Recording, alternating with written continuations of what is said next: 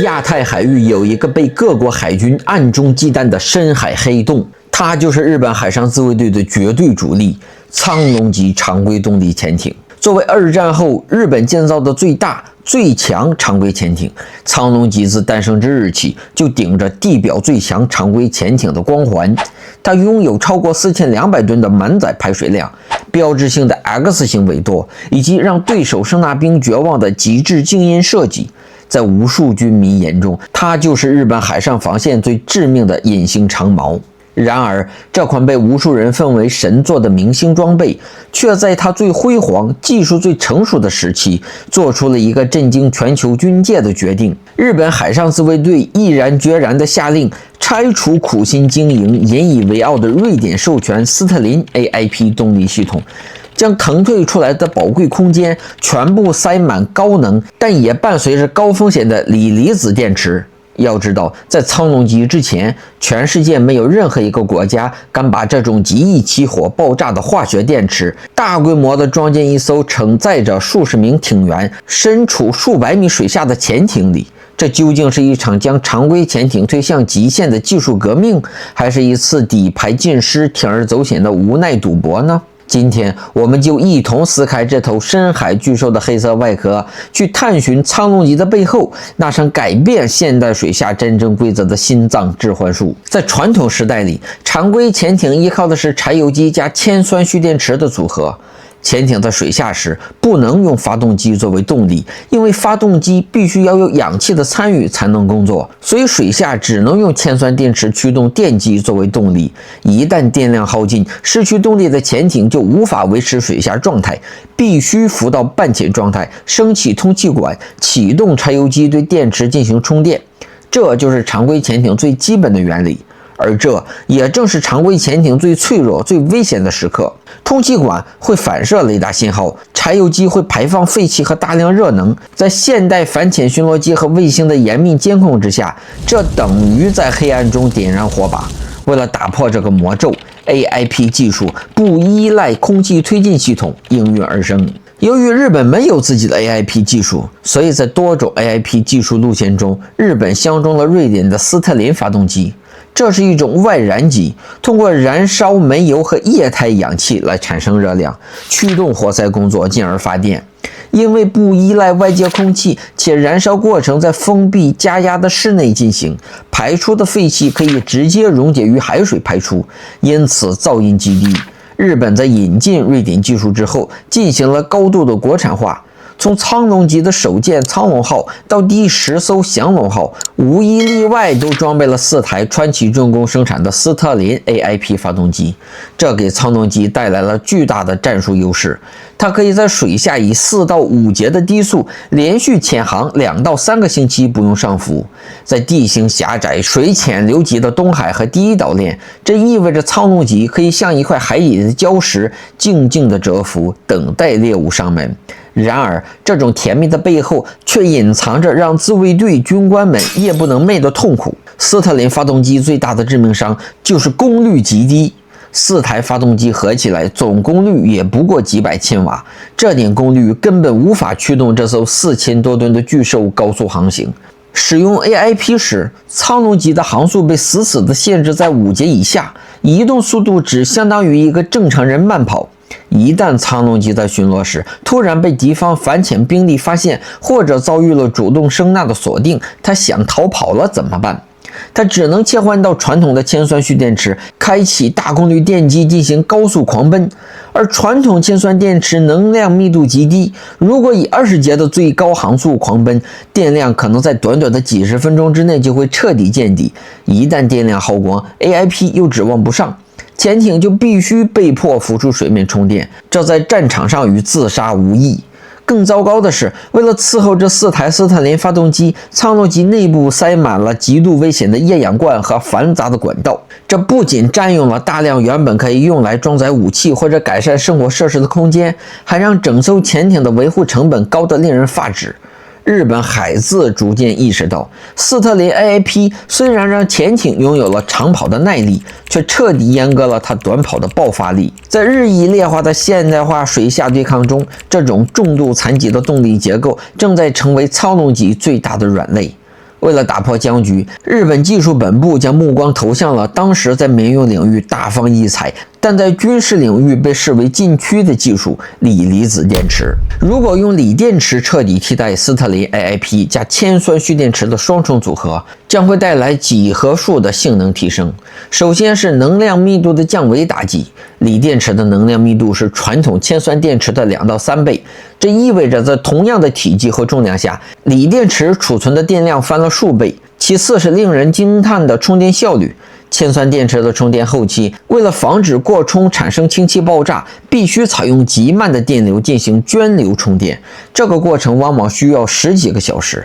而锂电池几乎可以全程进行大电流快速充电，潜艇使用通气管充电的时间被压缩了数倍，暴露风险呈断崖式下降。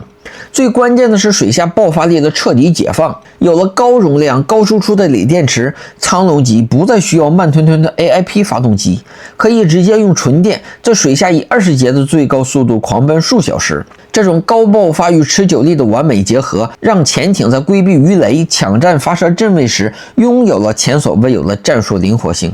听上去很美好，但是事物都有双面性，因为锂电池有一个致命的物理特性——热失控。一旦锂电池因为碰撞、短路、过充或者高温引发连锁反应，它会在极短的时间内释放出巨大的热量，并产生大量的有毒气体，甚至爆发猛烈的爆炸。最可怕的是，锂电池燃烧时，自身化学反应会释放氧气，这意味着传统的二氧化碳或者灭火剂对它根本无效。在几百米深、完全封闭的潜艇内部，一旦发生锂电池火灾，所有的艇员将在几分钟内因毒气和高温丧生，整艘潜艇将会变成一个沉入深海的钢铁坟墓。这并非是危言耸听，为苍龙级提供锂电池的是日本著名的电池巨头 GS Yuasa 杰士汤浅公司。而这家公司恰恰是2013年美国波音787客机因锂电池起火全球停飞事件的幕后主角。这起事件给日本防卫省泼了一盆冷水，飞机起火还可以紧急迫降，但潜艇在深海起火往哪里逃呢？为了应对这个地狱级的安全挑战，日本海自和杰士汤浅公司展开了长达10几年的极限研发。他们从3个维度筑起了一道钢铁防线。第一是化学配方的改良，他们放弃了能量密度最高但最不稳定的3元锂电池，转而采用了安全性能更高、循环寿命更长的磷酸铁锂，或经过特殊改良的新型锂聚合物电池，从源头上降低热失控的概率。第二是最顶级的物理防护，每一个锂电池的模块都被装入高强度的防爆钢盒中，模块之间设有厚重的防火防爆隔板，一旦某个电池单元发生热失控，会瞬间被物理隔离，绝不会波及邻近的单元。第三是天网般的电池管理系统 BMS， 这是一套军规级别的神经网络，实时监控数千个电池单元的电压、电流和温度，哪怕某个单元出现100万分之1伏特的异常波动，系统会在微秒级别内将其切断，并注入冷却液进行物理降温。2018年10月4日，苍龙级的第11艘舰凤龙号缓缓地滑入水中，这标志着人类历史上第一艘真正装备锂离子电池的常规动力潜艇正式诞生。紧接着第12艘斗龙号也于2020年服役。这2艘中级苍龙彻底告别了重达数百吨、结构繁琐的斯特林 AIP 系统，成为了完全依靠锂电池驱动的深海闪电。日本用这场大胆的技术豪赌，向世界宣告常规潜艇的锂电时代正式到来。如果说锂电池给了苍龙级强大而狂暴的心脏，那么它的身体设计则让它成为了一个真正冷酷的水下格斗家。如果你看过苍龙级的照片，就一定会被它尾部那4个斜向伸出的尾舵所吸引，这就是大名鼎鼎的 X 型尾舵。相比传统的十字形尾舵， X 型尾舵有着无与伦比的战术优势。X 型尾舵的直径更小，它不超出潜艇的主体轮廓，并且不但非常适合潜海活动，而且具有逆天的机动性。4个舵面同时偏转产生的控制力矩远超十字形舵，这让一艘4000吨的庞然大物在水下转弯时能展现出如同海豚般灵活的姿态。然而，在深海对决中，比机动性更重要的是谁能先发现对手，谁能隐藏得更深。苍龙级将静音技术发挥到了极致，它的整艘舰体都被一层厚厚的橡胶消声瓦所包裹。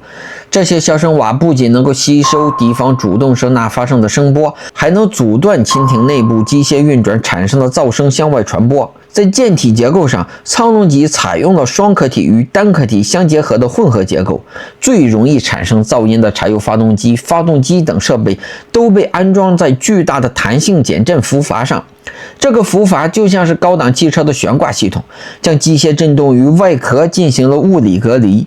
当苍龙级在水下使用锂电池静默航行时，它的噪声水平甚至低于海洋的背景杂音。在敌方的声呐屏幕上，它就像是一只根本不存在的深海幽灵。而它装备的 ZQQ7 整合式声呐系统则充当了它的眼睛和耳朵。这套系统包含舰首的球形中低频声呐、两旋的宽孔径被动阵列声呐，以及尾部释放的拖曳阵声呐。它能在数百公里之外捕捉到对手最细微的机械杂音，并通过计算机进行3维定位，静得像一个石头，听得像一只蝙蝠，跑得像一只猎豹。这就是终极版苍龙级的恐怖实力。随着最后一艘斗龙号在2021年正式服役，苍龙级潜艇的建造计划已经全部画上了句号。它留给全世界的不仅是12艘游弋在西太平洋的黑色幽灵，更是常规潜艇发展史上的一座里程碑。曾经被视为深海炸弹的锂电池，在极致的工业设计和安全管理之下，终究被驯服成了征服深海的无上利器。